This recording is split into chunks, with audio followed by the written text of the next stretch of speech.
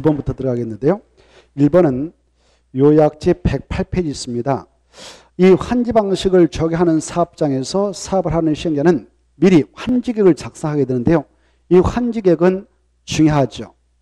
이때 환지계획을 작성할 때 반드시 포함시켜야 할 내용이 있습니다. 포함되어야 할 사항 그다 줄거세요. 포함되어야 할 환지계획에 포함되어야 할 사항 필수적이다 그 말입니다. 1번, 2번, 3번, 4번 필수적이에요. 그런데 말이죠. 5번은 이 청사무 결정은 환지 방식을 정해서 사업할 때 다 사업이 끝나고 나서 바로 환지 처분을 할 때 청사무를 결정합니다. 사업도 들어가기 전에는 청사무 결정을 할 수 없어요. 그래서 청사무 결정, 이 환처분한테 A한테 증환지, 그러면 A 너는 땅값 바로 좀 내놔야 된다. 더 받아갔으니까. 그때 너는 얼마 내놔야 된다라고 청사무 그때 결정하는 거예요. B한테 만약 가만지 처분했다 그러면 너는 땅값 얼마 받아간다. 이렇게 청사무 그때 결정하는 겁니다. 그래서 증환지 처분, 가만지 처분 이럴 때 계산해서 청사무를 결정하기 때문에 사업도 들어가기 전에 작성하게 되는 환지계획 속에는 청사무 결정을 포함할 수가 없어요. 그래서 답은 5번입니다. 자, 그 다음에 2번의 내용은 우리 요약지 108쪽하고 108쪽도 120쪽이 있는데 환지계획 틀린 거 이렇게 돼 있죠. 1번 맞아요. 조금 전에 했습니다. 필지별로 든 환지명에서 꼭 포함해야 되고 2번 이 환지계획 작성에 따른 환지계획 기준에 따라 포인트 잡아요. 기준은 다 누가 정한다고 그랬어요? 국토교통부 장관. 그래서 시행자 틀렸어. 시행자 그 말 줘버리고 이 국토교통부 장관이 명령을 바랍니다. 그걸 국토교통부령이라고 그래요. 그래서 장관만 빼고 국토교통부령 이렇게 쓰면 돼요. 그래 뭐 국토교통부만 알면 돼. 장관이 나오든 령이 나오면 되면 돼요. 알겠죠? 기준하면 령 장관 국토교통부령 이렇게. 그래 시행자가 틀렸습니다. 이건 기출문제입니다. 2번 틀렸고요. 그래 너무 쉬웠어. 기준 누가 정한다? 국토교통부 장관. 기준 누가 정한다?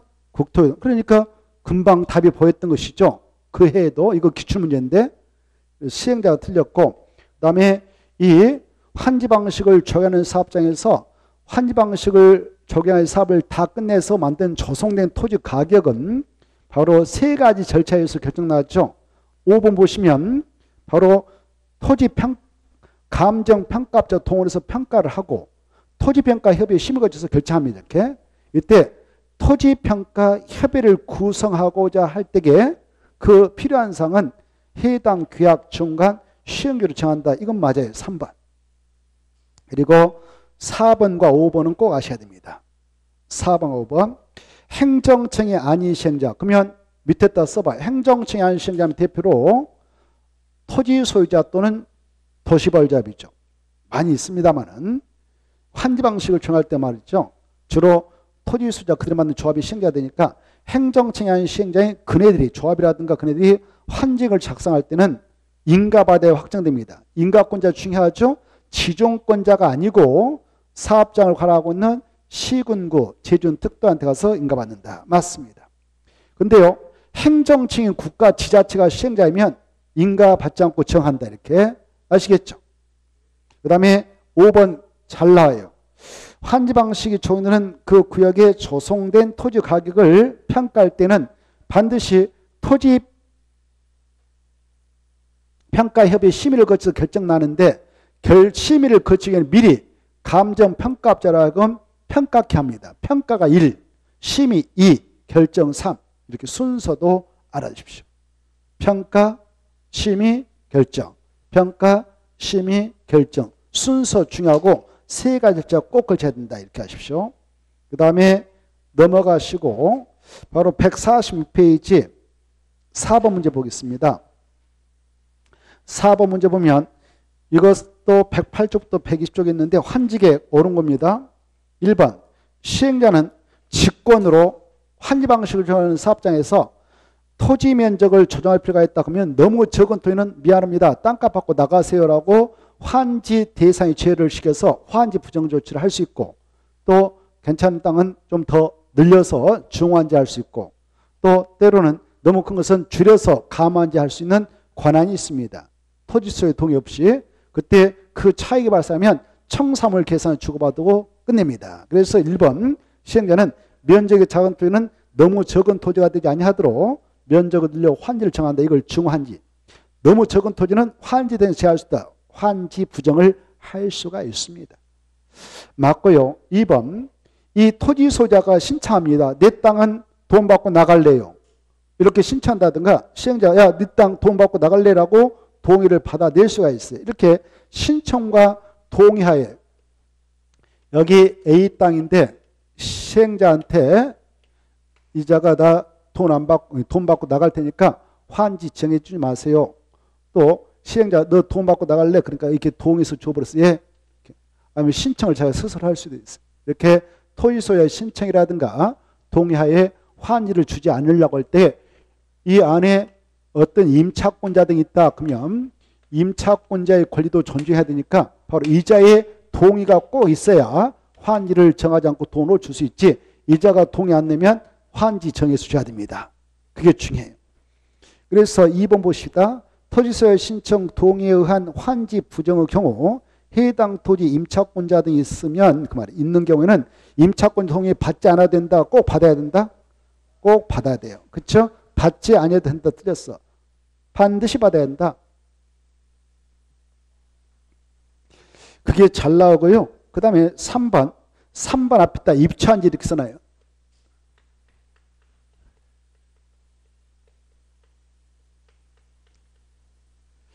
이번 세울입화는 채는 건물에 한 몸체체. 그래서 세우는 것은 건물밖에 돼 있겠습니까? 사발 때. 그래서 입체라는 것은 건물 한 몸체를 세워서 바꿔줄 한 땅지, 땅하고 건축물을 묶어서 주는 것을 입찰이라고 했죠. 이때 입찰지는 강제로 하는 거 아니고 직권을 하는 게 아닙니다. 시행자가 반드시 신청을 받아서 한다. 이때 신청은 누구한테 받느냐? 그 사업장 안에 있는 토지 소유자 또는 건축물 소유의 신청을 받습니다. 그래서 3번 틀렸죠. 동의를 받지 않고도 틀렸어. 그 말 지워버리고 그 자리에다가 신청을 받아서, 동의를 받지 않고도 그 말 지워버려요. 그 말 지워버리고 그 자리에다 말하고 신청을 받아서. 그래서 정리합니다. 시행자는 도시개발 사업을 원활하게 시행하기 위해 특히 필요한 경우에는 토지 소유자, 밑에다 또 써봐. 또는 건축물 소유자. 토지 소유자 또는 건축물 소유자의 신청을 받아서 환지 목적인 토지에 가름하여 시행자에게 처분할 권한이 있는, 그 말 지워버려요. 시행자에게 처분할 권한이 있는, 그 말 지워버려요.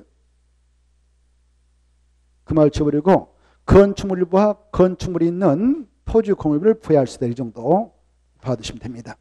그 다음에 4번 이 환지 설계, 이 환지를 해주기 위한 설계, 환지 설계는 평가식이 있고 면적식이 있습니다.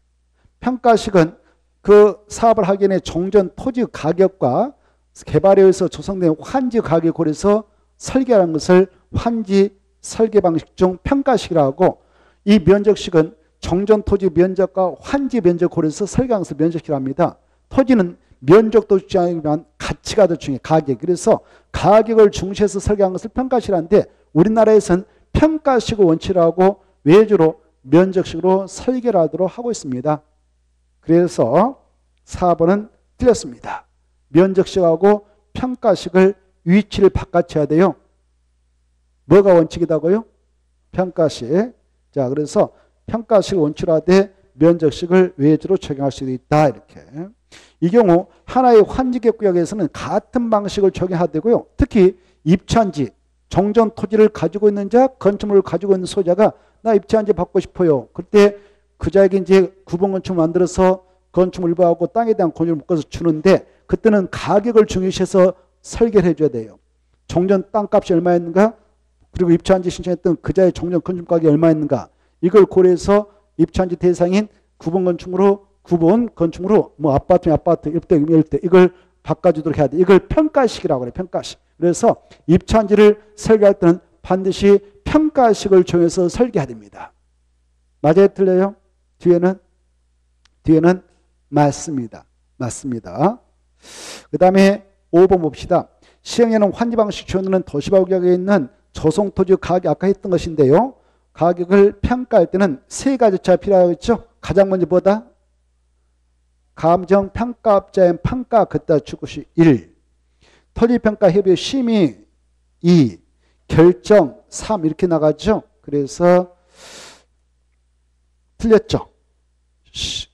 토지평가협의 심의를 받은 후가 아니라 받기 전에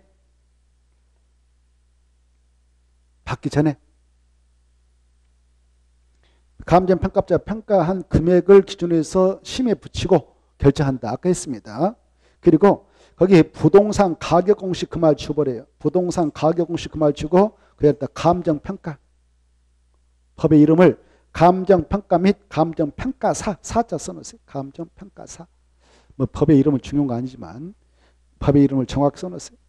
감정평가 및 감정평가사에 관한 법률에 따른 감정평가업자가 평가한 금액을 기준으로 해서 토지평가협의회 심의를 거쳐가지고 최종 결정한다. 그 다음에 5번 이 환지객 틀린 거 이것도 108쪽부터 120쪽 있는데요.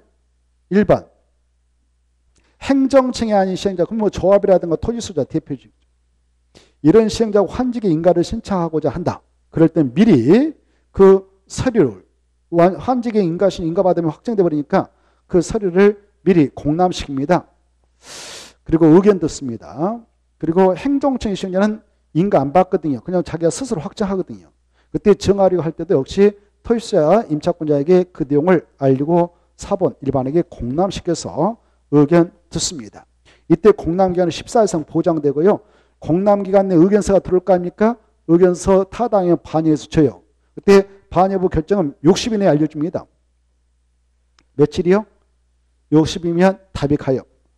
자, 이렇게 해서 의견 제출했던 자에게 그 결과를 통보하고 그리고 확정합니다. 인가받아서 인가 신청을 합니다. 그래 동그라미 2번 통과하고 3번 봅시다. 아까 했던 건데 모든 시행자가 환직을 작성한 경우에는 특별자치도사 시장군수 구청장 인가받으면 틀렸죠? 모든이 틀렸어요. 행정청이 아닌 그렇게 해야 돼. 모든 지워버리고 행정청이 아닌 시행자만 환직을 작성했다면 인가받아야 됩니다. 아까 행정청의 시행자는 인가받지 않고 스스로 정한다고 그랬죠. 자, 그리고 나머지는 반복되고 있습니다. 이 4번 반복되고 있고요. 5번은 꼭 알아주셔야 돼요. 환지객을 작성할 때는 원칙적으로 7가지를 종합고려해서 정한다. 종전 토지 및 환지의 위, 지, 면, 토, 수, 리, 환. 그때 4번째하고 5번째 있다 중요표. 토지의 형태가 아니라 토질. 수질이 아니라 수리. 이게 특히 중요하니까 잘 봐두시기 바라고. 그 다음에 오른쪽 넘어오셔서 6번 봅니다. 6번도 110페이지 있는 건데요. 토지 부담률. 자, 토지 부담률 뜻은 거기 나오죠. 환지구역 안에 토지 소유자가 도시발사를 위하여 부담하는 토지비를 약자로 토지 부담률이라는데 옳은 거 모두 고른 거 이렇게 돼 있죠. 자, 기억. 토지 부담률은 누가 계산하냐면 시행자가 계산해요. 그걸 산정한다 그래요. 산정한다. 계산 누가 한다고요? 시행자야. A 너는 얼마 내놔야 된다? B 너는 얼마 내야 된다? 이렇게 토지 부담률을 사업을 하는 시행자가 직접 계산해서 정합니다. 공식이 있어요. 공식. 그 부담률 계산. 그 공식에 따라 시행자가 정합니다. 그래서 기억 맞습니다. 그 다음에 니은. 이 환지객구역의 A부와 연결된 환지구역은 도로서 넓이 25m 이상의 간선도로 중요합니다. 이 간선도를 좀 하나 설치하려고 그래요. 이렇게. 이때 25m짜리. 이 25m짜리 이거 도로 설치 돈이 많이 들어갈 때 그러면 도로 설치했다는 땅 이걸 부지라 하잖아요. 이 부지는 누가 부담하냐? 부지는 이 안에 있는 토지 소유자가 부담하는 거예요. 누가 부담한다고요? 토지 소유자. 공사비는 누가 보조해서 함께 하냐? 공사비 지자체가. 공사비는 지자체가 부담하고 보조해서 함께 합니다. 정리하죠. 도로 간선도로는 누가 부지를 부담한다고? 그렇죠. 거기다 줄 거 봐요. 도로 부지를 부담한다. 그다 줄 것이고 토지 소유자가 그렇게 쓰고 관할 지자체가 그다 줄 것이고 공사비를 보조함. 관할 지자체가 그다 줄 것이고 뭐라고 쓴다고? 공사비를 보조할 수 있다. 보조 밀어준다.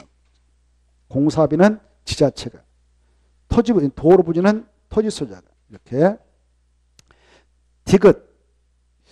이때 이 원래 환지 방식을 취하는 사업장에서 토지 부담률은 바로 50%를 초과하는 범위에서 정합니다. 그런데 지정권자 말하면 60%까지 확정할 수도 있어요. 근데 60% 부담하고도 안 맞다. 여러분이 그 사업장 안에 종전 토지인 밭을 가지고 있었는데 1000년부터까지 밭을 가지고 있는데 500평 정도를 내놓겠단 말이에요. 500명 받아가고. 근데 그거 갖고는 사업성에 안 맞겠다. 그러면 이 토지 소유자들이 합의를 봅니다. 야, 우리 더 내놓자. 이렇게 할 수도 있고. 지정권자가요. 야, 우리 60 내놓고 해야 된다. 그러면 60%까지 부담을 시킬 수가 있어요. 만약 60%를 초과해서 부담하고 사업을 진행하고 싶다. 그때는 토지 소유자 3분의 3이 찬성하면 60% 초과해서 부담하는 70도 내놓게 할 수 있어요. 알겠나요? 얼마의 동의가 있어야 된다? 3분의 2. 그래서 바로 2분의 1이 틀렸어요.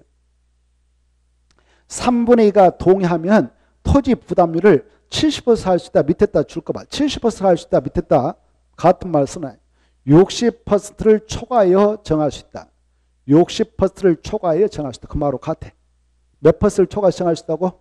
60%를 초과해서 정할 수 있다. 그러니 70을 하려면 3분의 2 이상의 동의가 있어야 됩니다. 그 다음에 리을. 그 지정권자인지 하면 60%까지 부담케 해버릴 수가 있어요. 그 정도 보십시오. 그 다음에 넘어가십시다. 148쪽에 9번 보겠습니다.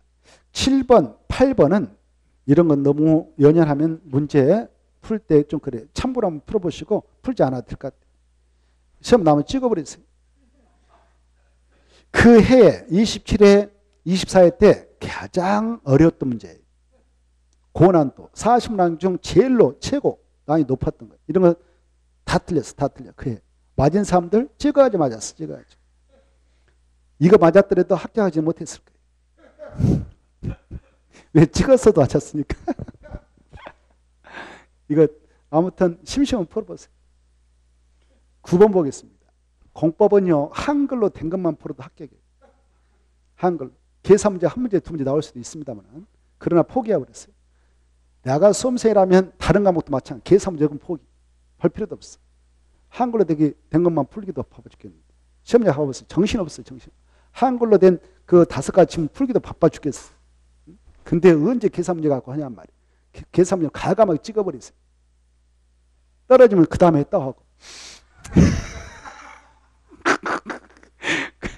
떨어질 일이 없습니다. 근데 한글로 된 것만 다 맞추면 합격하거든. 다 맞추면 합격. 떨어질 일이 없어요. 자, 아무튼 작전을 잘 피세요. 이제 남은 기간 얼마 안 남았습니다. 작전 잘 짜야 돼. 지금부터는. 그래. 계산 문제는 되도록이면 가감하게 찍어버렸어요. 알겠죠? 한글로 된 것만 붙여보면. 예? 그렇게. 아무튼 1, 2차 동시에 하시면 잘 생각하세요. 저도 옛날 시험 볼 때 계산 문제 다 찍어버렸어요. 찍었는데 그래도 계산 문제가 어떤 과목 9문제 나오고 그러잖아요. 찍어도 2문제 맞춥니다. 그것도 지조 있게 찍어야 돼요. 그냥 찍으려면 3번이면 3번 딱 찍어야 되지. 탁탁탁 하면 다 틀려버립니다. 계산 문제만 딱 찾아가지고 3번이면 3번 쫙, 2번 쫙 찍어버려야 그나마 2문제 맞춰요. 잘하면. 운이 좋으면. 근데 왔다 갔다 푼다고 말이죠. 왔다 갔다. 다 틀립니다. 제가 해보니까 그래요. 자, 9번 들어가겠습니다. 그리고 1차 과목은 민법은 계산 문제 별로 없을 거예요. 그러니까 민법은 다 맞추도록 해야 돼요. 다 맞추도록. 한글로 됐으니까. 1차 공부하시면 돼. 참고하세요. 1차 민법은 바로 40문 나오면 다 맞추도록 해야 돼요. 그래서 정말 어려운 것이 나왔다. 그러면 한 3문제, 4문제 틀리면 되죠. 그래도 90점이잖아요. 90점. 예? 응? 예? 아, 그거 찍으라고 했지. 찍으라고 했지. 아, 그럼 찍어버려. 그거 하지 말고 찍어버려. 무조건 찍어버리고. 그러면 39문제잖아요. 39문제 갖고 승부를 걸어요. 한글로. 그러고 나서 거기서 4문제 틀려도 85점 되잖아요. 아까 계산 문제 빼버리거든. 그렇죠? 근데 홍보하면 됩니다. 민법은 돼요. 교수님 잘 또 하고 계시잖아요. 그러니까 예, 기억이 안 나는 거 당연해요. 금방 잊어버리잖아요. 금방. 판례가 중요하니까 판례 열심히 파나요. 계산 문제 하지 말고. 그래가지고 민법은 최소한도 80점. 최하가. 예? 결혼은 최하가 40점. 아니, 본 시험장에서 어려워요. 다음에 시험장에서는 더 어려워요. 아예 그래 안 해. 출제운이 누가 들어가냐에 따라서 춤을 춰버립니다. 학교를. 출제운이 누가 들어가냐에 따라서. 예. 알 수가 없어요. 모의고사하고 딴판. 출제운이 어떤 사람 들어가냐에 따라서 내가 평상시에 잘 나왔는데 본 시험장이 완전 손도 못 대고 나와버린 거예요. 예. 쫙쫙쫙 다 나가고. 그러니까 민법은요, 판례에서 나오잖아요. 판례는 어떻게 선생님도 못 만들잖아요. 대법원 판례 그대로 하는 건데. 그럼 변동이 없어, 변동. 조작을 못 한다고. 조작 못해. 판례인데 판사에 다 해놓은 건데 출제에 어떻게 만들어? 그 말도 안 되지. 그러니까 법조문하고 판례에서 나오니까 민법을 파버렸어. 민법은 문제집 한 5번 풀어보고 계속 풀었던 거 또 풀어. 해석까지 다 해버려야 돼. 해석 이해하고. 그래야 돼. 민법에서 80점 이상 맞춰야 됩니다. 그거 안 나오면 1차 예측할 수 없어요. 예측할 수 없어. 시험장에서. 항상 그런데 결혼 이제 쉬울 때도 있지만 결혼했다 아무튼 잘 해보세요. 쉬워요? 그래요. 아무튼 제가 공부할 때는 어려웠습니다. 자, 아무튼 결혼 왔다 갔다 하던데 점수가 9번 보겠습니다. 9번. 여러분 점수가 잘 나온가 봐요. 학교론이. 그래? 그래요? 거꾸로 됐네? 왜 그럴까? 그래요? 오, 이상하다. 네. 근데 짧은 것이 더 어려워요. 압축해버리면. 민법은 압축해버리면 더 어렵습니다. 긴 것이 쉽고요. 제 생각은 그래요. 이제 다 다르겠죠. 아니, 내가 해볼 때 그렇더라고. 긴 것은 다 이해가 되도록 써놨거든. 이렇게. 근데 압축해놓고서 막 압축돼 버렸어요. 짧아요. 그거 더 어렵더라고요. 제가 보니까. 저도 민법을 얼마나 많이 했는데, 10년 넘게 했는데. 민법만 엄청. 아무튼, 자, 민법을 전략감으로 삼아보세요. 1차. 2차는 전략감이 뭐냐 하면은 중개사법. 중개사법이 최소한도 최하가 80점. 최하가 그 정말이에요. 원래 전략적으로 95점 몰아야 중개사법이. 그래야 공부했다고 볼 수 있고 수험생이라고 볼 수 있어요. 80점 밑으로 나갔다면 점수 안 나오면은 80점 밑으로밖에 안 나갔다 그럼 그건 공부했다고 볼 수 없어요. 그 사람 수험생으로서의 좀 어정쩡해 보냈다고 볼 수 있어요. 진짜 수험생활을 했다면은 80점은 기본, 95점 이렇게 맞아줘야 됩니다. 중개사법. 간단하잖아요. 조문 외워버려야 되잖아요. 조문 몇 개 안 되잖아요. 달달달달 깨알같이 다 외워버려야 돼요. 철자까지 다 그대로 외워버려야 돼요. 몇 개 안 되잖아요. 100 몇 개밖에 안 돼요. 다 그거 달달달 조문집이 있을 건데 저도 옛날 공부를 싹 파버렸는데 그대로 외워야 돼요. 그건 기본이에요. 기본. 네. 기본이고 그래서 거기서 최하 80점, 많게는 90점 외워놔야 돼요. 그래야 공법이 좀 어렵게 나오면 거기서 좀 버텨주고 또 공식법이 어렵게 나오면 그거 버텨줘가지고 2차 통과됩니다. 그렇게 전략적 잘 하세요. 이제 많이 남았잖아요. 앞으로 시간 엄청나네요. 아직도. 중개사 팔 수 있는 시간은 엄청나네요. 자, 9번 들어갑니다. 도시개발법상 입체한지 틀린 거 이렇게 돼 있죠. 1번 시행자는 신청을 받아 그것다 줄 거예요. 신청 앞에다가 토지 소유자 또는 건축물소유자 이렇게 써놨어요. 토지 소유자 또는 건축물 소유자. 그래 신청은 도시개발구역에 있는 토지 소유자 또는 건축물 소유자 신청했다 또 합쳐서 신청받아 건축물 일부와 건축물 있는 토지 공유를 부여할 수 있다. 이걸 입천이라 하죠. 다만 토지 건축물이 대통령으로 정하는 기준, 대통령으로 정하는 기준 걷다 줄 거예요. 기준 줄 거 쓰면 동그라미 2번에다 화살표예요. 이하인 경우는 입차 환지 신청 대상에 제할 수 있다. 즉 그자의 권리가액이 바로 입차환지로서 공고하게 되는 최소 공고가액의 70% 이하밖에 안 된다. 즉 구분 건축물 짓고 대지 묶어서 주려고 하는데 그 가격이 공고가격이 1억이라면 종전에 입차환지 신청했던 그자의 토지가격, 건축가격이 7천만 원 이하다 그러면 입차환지 신청 대상에 제할 수 있어요. 몇 퍼센트 이하이며? 오케이. 10% 이하. 그래 제외할 수 있어요. 그런데 어떤 친구 것은 설령 70% 이하이지만 입차환지 신청 자격을 주냐? 주택을 가지고 있는 자. 이게 중요해. 무엇을 가지고 있는 자? 주택을 가지고 있는 자는 그자의 종전가가, 종전 권리가액이 3천만 원밖에 안 됐다. 최소 분양가가 1억이다. 70% 이하밖에 안 되지만 그자의 주관적을 도모하기 위해서 입차환지 신청을 할 수 있도록 자격을 줍니다. 자, 그래서 2번은 50을 70으로 수정하시고 3번 중요표하세요. 환전 토지의 주택 포인트 갖고 주택을 소유하고 있던 토지 소유자는 그자의 권리가액이 바로 설령 70% 이하이지만 입차환지를 신청할 수 자격을 주고 있다. 이렇게 알았어요. 중요하고요. 그 다음에 4번 참고하시고 5번도 참고하면 됩니다. 키포인트는 3번입니다. 넘어가셔서 바로 11번 보겠습니다. 11번 보시면 이것은 115조부터 116조까지 있는 건데 환지 예정 지정이다. 틀린 거. 1번에서 알아볼 것은 환지 예정지는 시행자가 지정을 꼭 해줘야 될까요? 할 수도 있고 안 할 수도 있을까요? 그래 임의적이다 이게 중요해. 그래서 1번 시행자가 환지 예정지를 지정할 수 있다. 끝으로가 중요해. 끝으로가.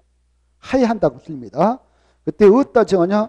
도시발기 안에 있는 토지에 따지 받겠다는 거 아니다. 도시발기고 토지에 따 환지를 지정할 수 있다. 맞습니다. 이때 환지 예정지를 지정하는 것은 시행자 마음이죠. 시행자가 사업을 하면서 바로 A 땅이 이렇게 있었다. 종전 토지. 그리고 이건 갑의 땅이다. 지금 사업하기 전입니다.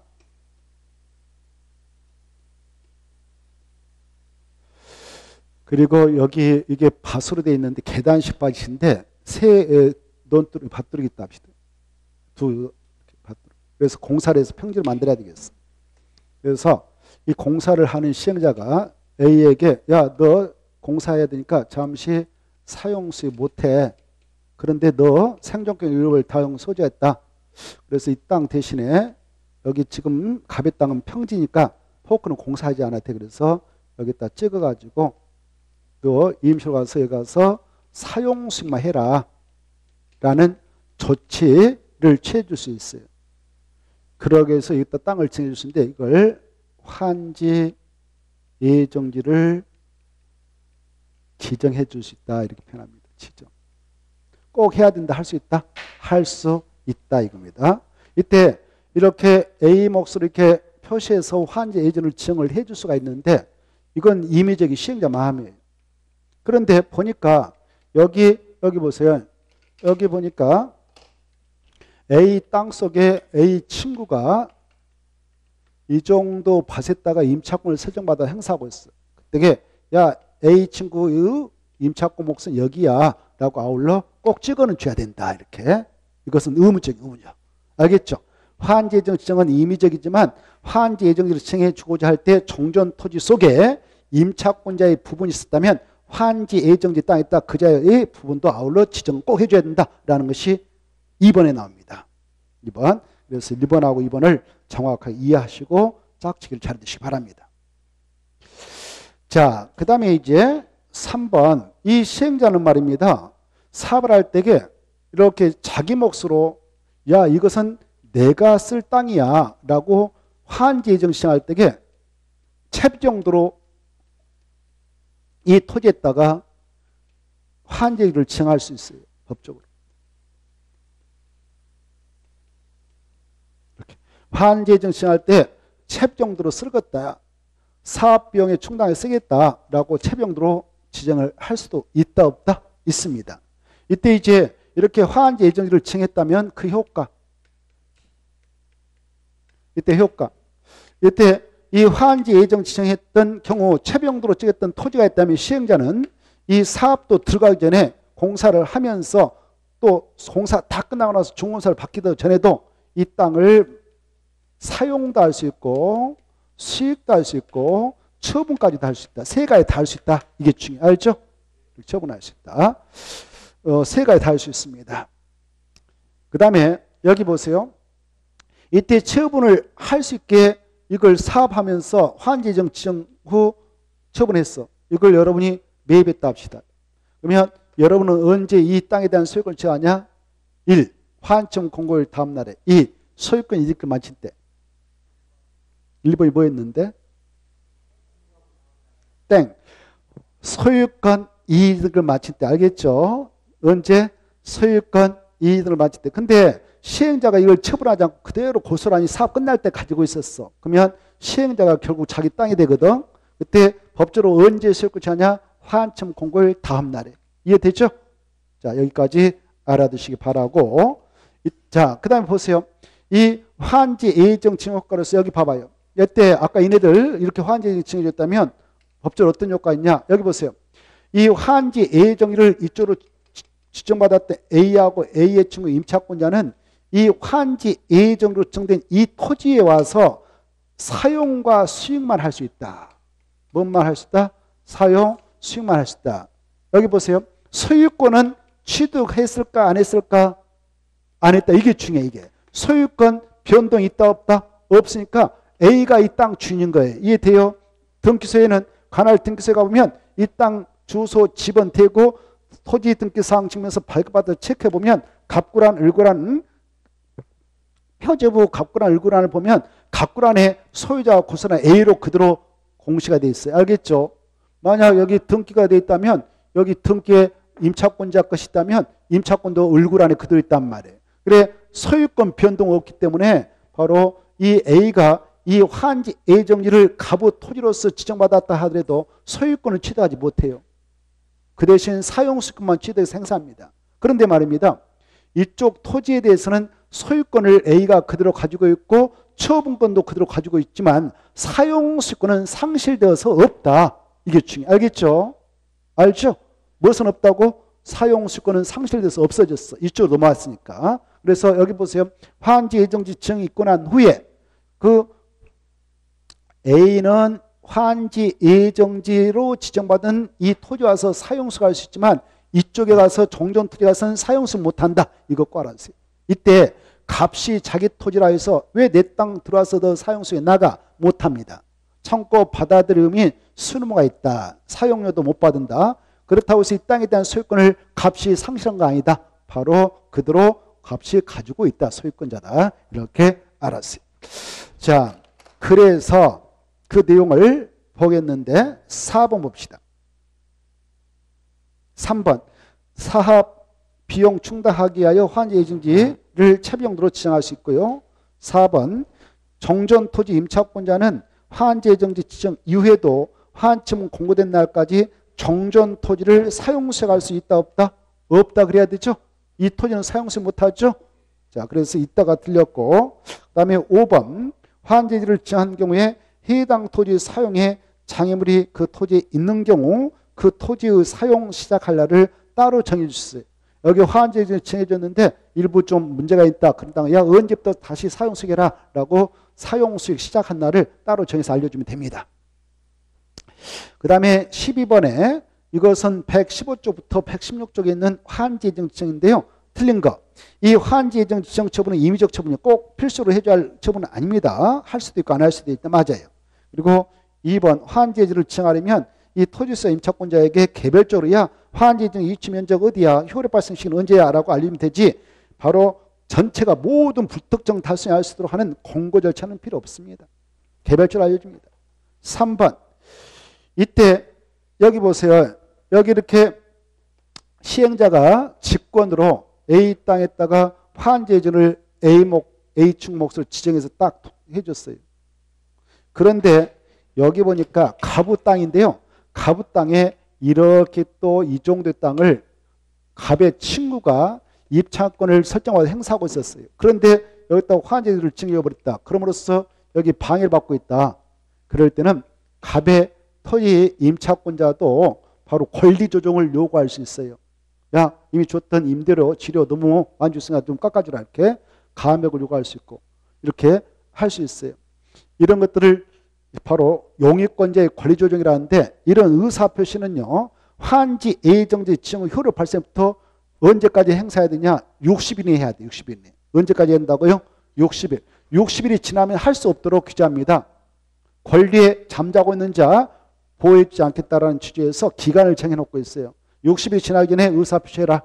그러면 법에서 받아준다. 지나고 나서는 안 된다. 이렇게 하고 있습니다. 만약 자기 권리 목적을 이렇게 봐보세요.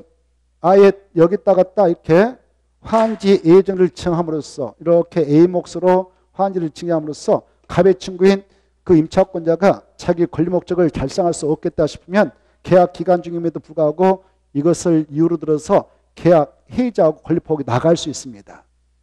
그로 인하여 발생한 손해가 있다면 손실이 있다면 그에 대한 손실을 누구한테 청구할 수 있냐? 시행자에게 청구할 수 있습니다.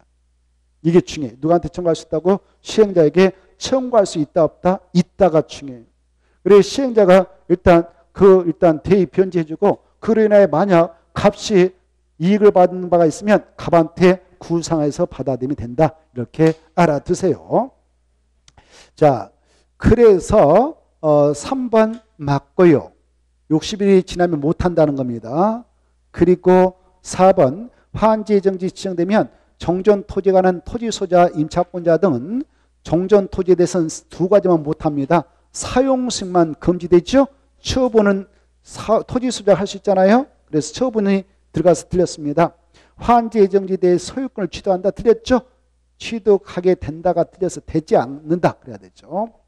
취득하게 되는 것이 아니다. 소유권 변동은 없다. 이게 아주 키포인트입니다. 그 다음에 5번 이때 이렇게 봐보세요. 이 경우 지금 사용수익을 정지당하고 있는 이 땅 있잖아요. 이 땅은 사업이 끝날 때가 누가 관리하냐? 시행자 관리합니다. 누가 관리한다고요? 시행자. 끝에다 줄 것이에요.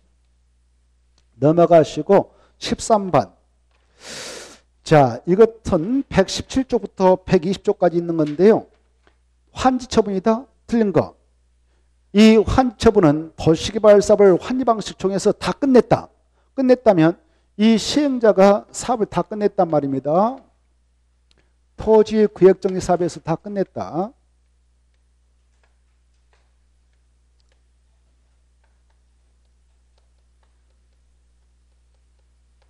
그러면 이 시행자 이렇게 사업을 다 끝내면 검사 받아야 됩니다.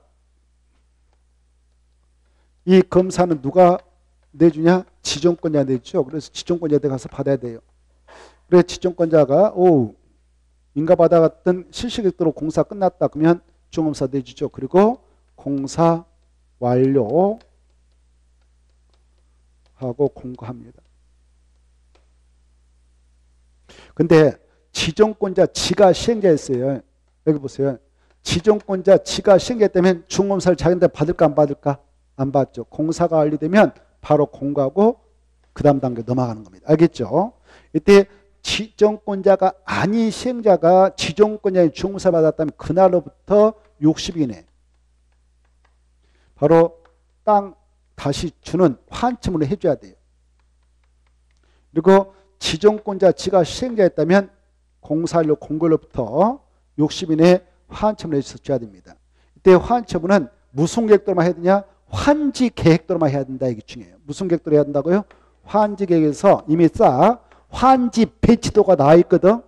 환지 설계도가 있으니까 환지 설계도라는 것은 환지 배치도란 말이에요. 그래서 환지 계획에서 정한 대로 저 땅을 A한테 주기로 했다면 A한테 이 땅은 네 거야. B건 네 거야. 이렇게 C건 네 거야. 이렇게 다 알려주고요. 그리고 모든 사람이 알 수 있도록 공고합니다. 이걸 환지 처분 공고를 합니다. 그래 이제 오늘 환처분 공고를 했다면 환처분 효과가 오늘 발생합니까? 그 다음날 발생할까요?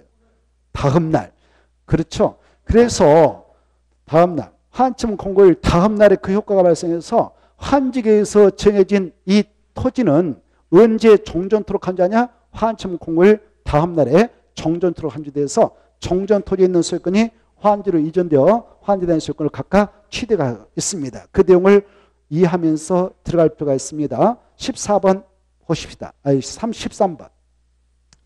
자, 환침 틀린 거 1번 맞지요? 안 읽어도 되겠죠? 2번 꼭 읽어두세요. 3번은요. 왜 틀렸을까요?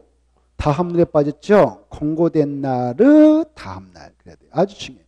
그래서 틀린 것이고요. 그 다음에 이렇게 환침을 있게 되면 바로 종전 토지에 있는 소유권을 비롯한 대부분의 권리가 환침 공고일 다음 날에 환지로 이전 확정되지만, 그러나 종전 토지에 있는 것이 환지로 넘어오지 않고 그대로 있는 것들도 있습니다. 뭐냐? 행정상 처분, 재판상 처분으로서 종전 토지에 전속하는 것. 전속은 꼼짝 못한다는 겁니다. 그래서 그 건에 대해서는 환침이 영향을 미친다, 미치지 못한다? 미치지 못합니다. 그래서 그 자리에 그대로 있습니다. 그래서 4번 행정상 처분이나 재판상 처분으로서 종전 토지에 전속하는 것에 관하여는 환침이 영향을 미친다, 미치지 못한다? 미치지 아니한다. 맞습니다. 무엇이 미치지 아니한다 옆에다 가르고 환처분이 그렇게 써나. 환처분이 무엇이? 환처분이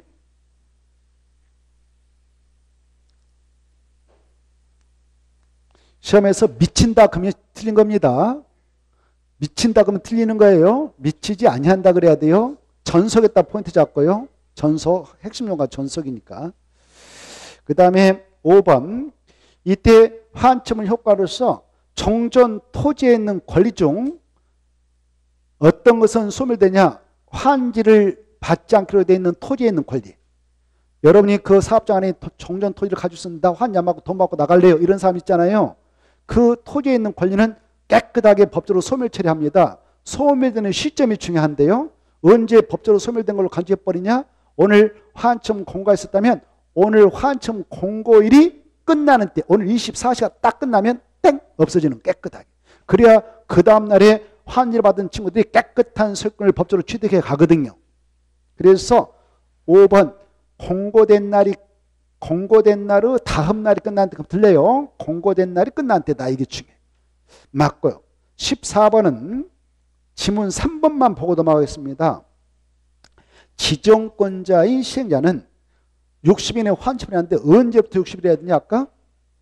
공사완료 공고일로부터 60일 해야 했잖아요. 그렇죠? 중공사 안 받는다고 그랬지 아까.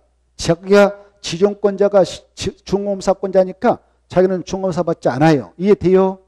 그래서 국장의 중검사 받으면 그 말 날려버려야 돼. 국장의 중검사 받으면 그 말 지워버리고 공사완료 공고일로부터 그래야 돼. 공사완료 공고일로부터 그래야 돼. 그 정도만 딱 이해해 두시고 오른쪽 넘어오셔서 자 16번 보겠습니다. 15번 보겠습니다. 15번 중요한데 117쪽부터 120페이지 있는 건데요. 환첩은 틀린 거 1번 조금 전에 했습니다. 안 했네요. 자, 시행자는 환지방식으로 도시발사업의 공사를 끝냈다면 지체 없이 바로 그를 공고하고 그 다음에 관계서를 일반인한테 멸치상 공람시켜 의견 듣냐? 14일 이상 공람시킨 다음에 의견 듣습니다. 이때 공람 기간 내에 2번 이해관계인이라든가 그 안에 있는 토지 소유자는 공람을 해요. 가서 공개 열람합니다. 기간 내. 그리고 이거 잘못됐는데요? 이런 생각이 들면 공람 기간 내 시행자 의견서를 제출할 수 있습니다. 의견서를 제출받은 시행자는 그 결과와 그리고 공사 결과하고 실시계획 내용에 맞는지를 확인해서 필요한 조치를 해주면 됩니다. 그리고 3번 이 공람 기간 내 의견서 제출이 없거나 제출 의견서에 따라 필요한 조치를 취했다면 지정권자에 한 중검사를 신청해서 중검사 받으러 갑니다. 4번 시행자는 지정권자에 한 중검사 받았다. 지정권자 지가 시행자면 공사일 공고일로부터 며칠 후 환처분에서 중과 60일. 자, 이렇게 이제 환처분에서 오늘 공고했다면 그 다음날에 소유권을 각각 취득하는데 이때 5번 중요합니다. 5번 때문에 지금 보고 있는 채비지는 누가 소유권을 취득합니까? 채비지는 좋습니다. 보류지는요 환직에서 정한 자. 이게 중요해요. 짝지 잘해주세요. 채비는 누가요? 시행자가, 보호리지는요 환직에서 정한자가 각각 소유권을 취득하는데 취득하는 시점 아까 언제라고 했어요? 환청 공고된 날의 다음날. 이게 중요해요. 다음날. 그래서 다음날에 빠져 틀렸습니다. 그런데 이때 만약 아까 환지 예정 지정시 이렇게 채비용도로 지정해서 이걸 처분할 수 있게 처분했다면 매입한자가 있다. 매입한자는 아까 언제 취득한다고? 소유권 이익을 마친 때. 그랬죠? 그 내용이 이따 또 나옵니다. 16번 봅시다. 16번은 자 환지 방식에 한 사업인데 틀린 거 1번 시행자는 규약으로 정하는 목적을 위하여 일정한 토리를 환지로 정하지 않고 뭐로 정할 수 있냐? 보류지. 보류지로 정할 수 있습니다. 이때 사업경비에 충당하기 위해서 그중 뭘로 또 정할 수 있습니까? 채비로 정할 수 있죠? 자, 그 다음에 2번 보겠습니다. 1번은 112페이지 있으니까 참고하시고 2번은 시행자는 사업시행을 위하여 필요하면 그 도시발경 내 토지에 대하여 환예정을 지정해야 한다. 할 수 있다? 할 수 있다. 그 말 중요한 맞고 3번 시행자는 환지 예정지 지정될 때 채비정도로 찍어놨다. 그러면 채비정도로 환예정지가 지정된 경우는 사업비용 충당하기 위해서 이를 처분할 수 있다 없다? 있다 그랬어요. 있다가 처분 있다. 처분 밑에다가 위에다가 사용수익도 할 수 있고 처분도 할 수 있다. 세 가지 다 할 수 있다 이겠지. 사용수익 처분까지 할 수 있다. 4번 이 관할 그 사업장을 관하고 있는 군수님께서는 주택법에 따른 공동택 건설 촉진차 필요하다고 인정하면 채비종 일부를 같은 지역에 집단으로 정하게 할 수도 있구나. 그냥 이런 걸 가볍게 받으십시오. 맞습니다. 5번 아까 했던 건데 채비는 누가 소유권을 취한다고요? 그게 중요한데 시행자가 밑에다 써요. 채비지는 밑에다가 시행자가 밑줄 것이고 썼나요? 그리고 환직에서 정한 자가 그것다 줄 거예요. 환직에서 정한 자가 그것다 줄 것이고 위에다가 보류지는 이렇게 써놔. 보류지는 이렇게 써놔. 위에다가. 그래서 다시 한번 확인해. 채비는 누가? 시행자가. 보류지는 누가? 환직에서 정한 자가. 언제 소유권 취하냐? 환침 공고된 날? 르 다음날. 꼭 알았어요. 조면했습니다. 넘어가시고 우리 요약지 118페이지 있어요. 정확하게 118페이지 있으니까 좀 복습할 때 확실히 파놓으세요. 시험에 나오니까. 자, 그 다음에 17번. 이것도 117쪽부터 120페이지까지 있습니다만은 환충 효과다. 틀린 거. 1번 조금 전에 했던 거 맞고 2번 했습니다. 미친다, 미치지 아니한다. 그렇죠. 미친다 주어버리고 미치지 아니한다. 중요하다고 그랬죠. 그리고 3번 했고 4번 했고 5번 했습니다. 5번 청상 확정식인데요. 환침 공고된 날 다음날 확정됩니다. 그 다음에 18번 채비지. 이것은 우리 요약지 116페이지 있습니다. 틀린 거. 1번 시행자는 사업 경비 충당. 그것다 포인트 경비했다고. 경비 충당했다 똥합지. 경비 충당했다 뺀 땅을 뭐라고 한다고? 채비지라고 그래. 채비지. 보류지 하면 틀려요. 채비로 정할 수 있다. 마지막에 중요해. 그 다음에 2번 아까 했습니다. 시행자는 사업 비용 충당하기 위해 채비 용도로 지정된 환경을 뭐뭐 할 수 있냐? 사용, 수익, 처분할 수 있다. 세 가지 다 할 수 있다. 이게 중요해요. 그 다음에 3번 환지 예정지 지정 후에 시행자는 사업 소요 비용 충당하게 하여 채비를 일반에게 처분할 수 있다 없다? 있죠. 세 가지 다 할 수 있잖아요. 사용, 수익, 처분. 그 다음에 4번 이 지정권자는 도시발사업 조성된 토지 등이 그 사용으로 인하여 사업 시행에 지장이 없는 경우 준공인의 사용허가를 내줄 수 있어요. 이렇게 봐보세요. 이거 준공 검사를 받은 후에 바로 사용하에 날아갈 수 있는데 준검사 받기도 전에 미리 바로 지정권자한테 이것 좀 사용합시다 그러면 사용할 수 있어. 그러려면 허가 받아야 돼요. 사용허가 받아야 돼요. 근데 이것은 여기 봐보세요. 준공 검사를 받기 전에 이 부분을 시행자가 사용하고 싶다. 그러면 바로 지정권자님에 같아서 사용허가를 받아야 사용할 수 있어요. 그런데 여기에 있는 땅 중 이렇게 채비 용도로 찍어놓은 거 있었다. 환지 예정 지정할 때 이렇게 채비 용도로 찍어놓은 거 있었다. 그럼 이것은 중검사 받기 전에도 사용할 수 있는데 사용하고자 할 때는 지정권자에 같아서 사용허가 받아야 사용할 수 있냐? 아니다. 사용허가 받을 필요 없어요. 법에서 그냥 사용해. 그랬으니까 사용하면 되는 겁니다. 이게 중요해요. 알겠죠? 지정권자한테 가서 사용허가 받을 필요 있다 없다? 없다. 중요해. 자, 그래서 5번 보겠는데요. 4번에 보면 4번 봐봐. 지정권자는 사부, 조성, 토지 등이 그 사용으로 인하여 사업 시행에 지장이 있는 경우는 중원인의 사용허가를 할 수도 있다 그랬죠? 근데 채비는 포함된다, 제된다? 그것다 줄 거예요. 채비는 제 그따 줄 것이고 5번으로 화살표 보내. 채비는 제 그따 줄 것이고 5번에다 화살표 보내. 제란 뜻은 5번에 있단 말이에요. 5번. 제란 뜻은 5번에다 써놨어.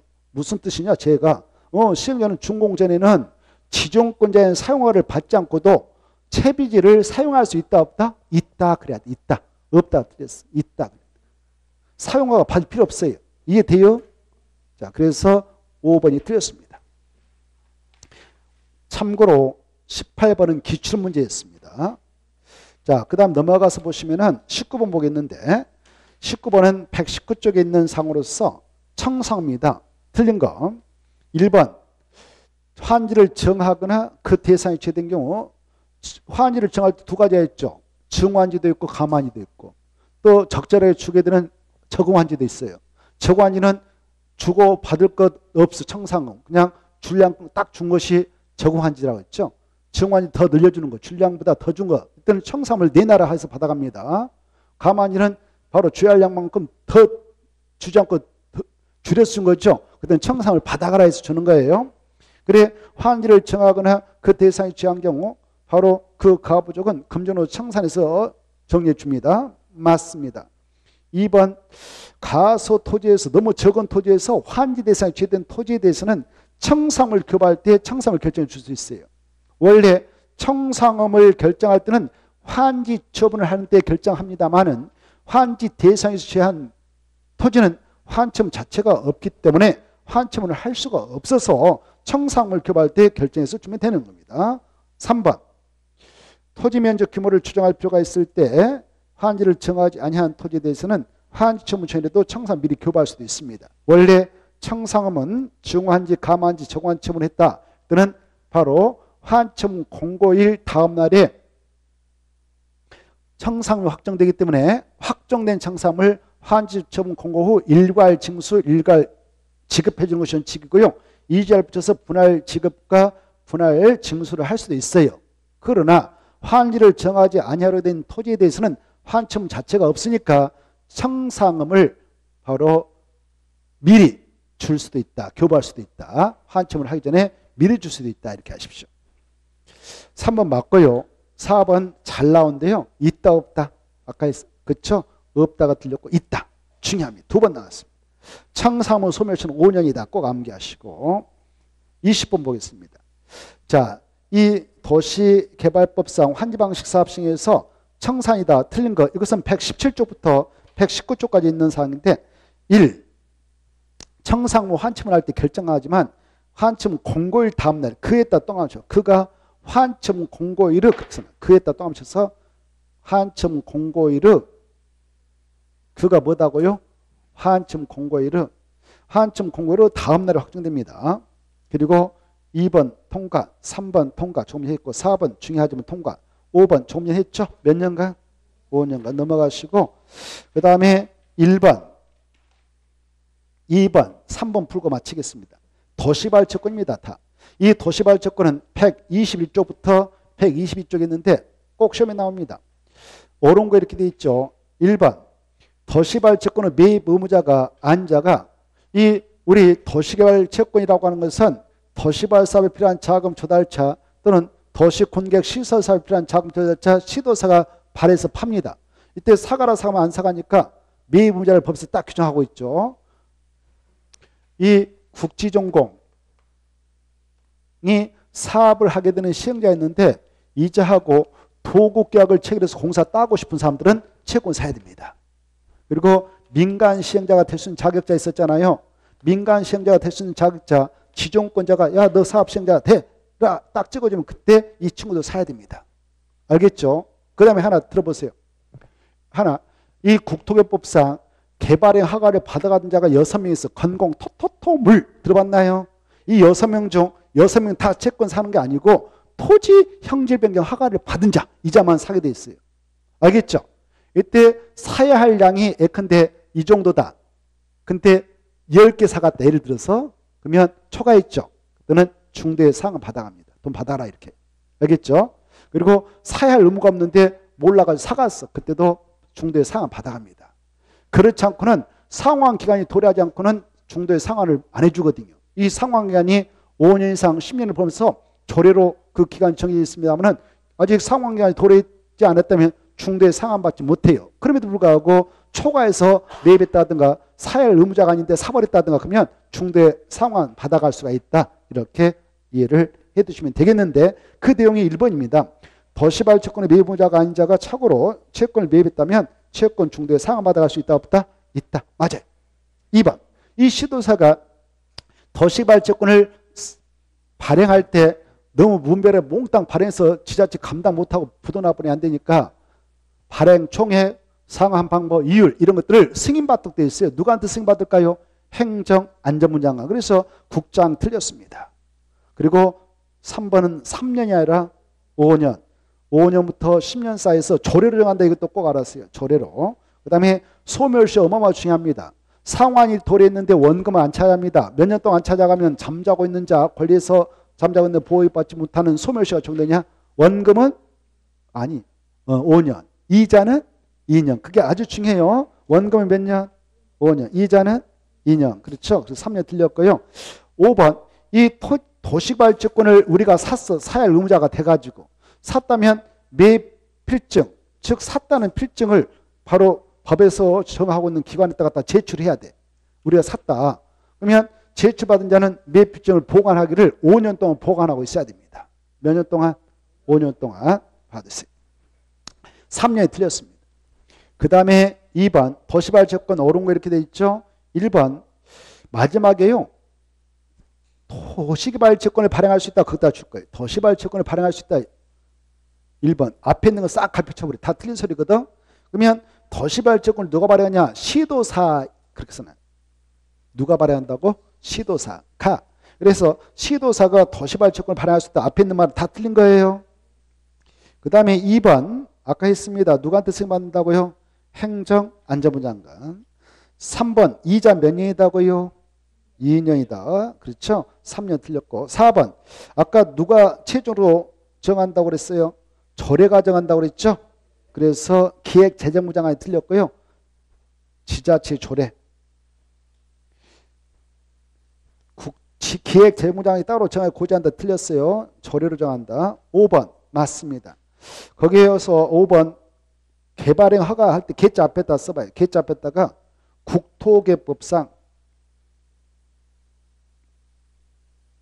국토개법상 개발행 허가로서 뭘 받은 자가 채권 사야 된다? 토지 형질 변경에 또 붙여요. 자, 그 다음에 3번 하고 마치겠습니다.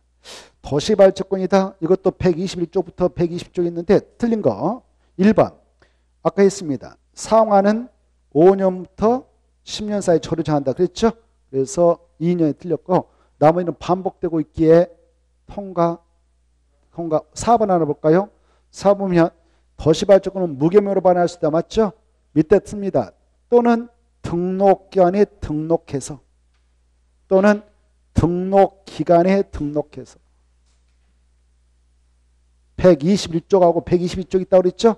여러분 복습할 때 121쪽하고 120쪽을 파는 게 여러분이 해야 할 일입니다. 좀 읽어두세요. 집에 와서 설명을 바탕으로 해서 넘어가시고 하나만 보고 마치겠습니다.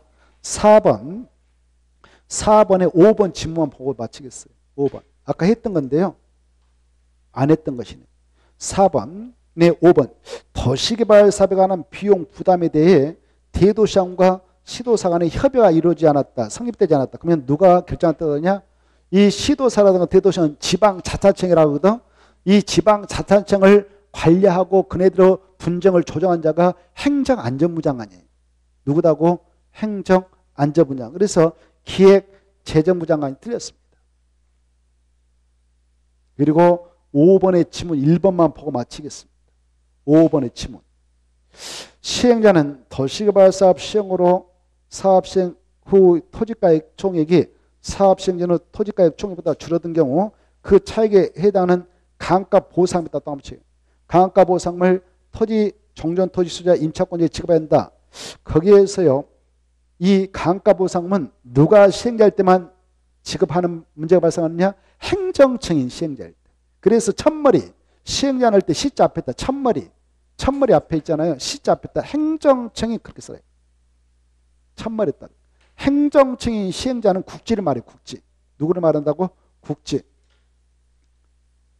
생각나요? 자, 국지가 시행자였어.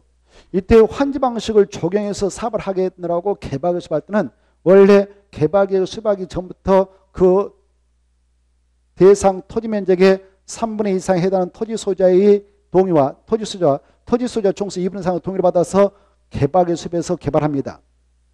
그런데 시행자가 국지일 때는 개발계획을 수립할 때 환지 방식을 통해서 개발계획을 만든다 하더라도 토지 소유 동의 없이 만들 수 있도록 허용하고 있죠.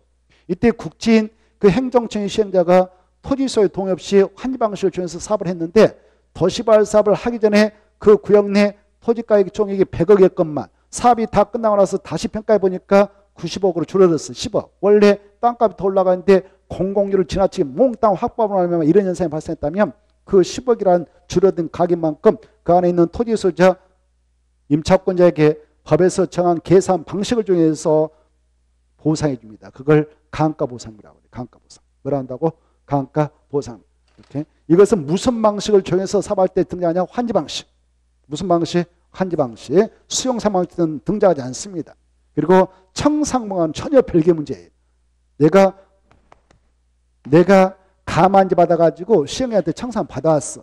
근데 강가 보상 문제가 발생한 사업장이 있어요. 국가 지자체 사업해가지고. 그때 강가 보상 별도로 받아옵니다. 내가. 알겠나요? 청산 받았다고 너 강가 못 줘 이렇게 하는 거 아니에요. 강가 보상하고 청산은 전혀 별개 문제다 이렇게 이해하시면 됩니다. 여기까지 나올 가능성이 희박해요. 본 시험에서. 그러나 알아주시면 좋겠습니다. 자, 여기까지 해서 오늘 일정만 짚고 더위가 계속되고 있는데 건강 잘 챙기면서 열공합시다. 그래서 우리가 꼭 함께하도록 했으면 좋겠습니다. 마치겠습니다. 안녕히 가십시오.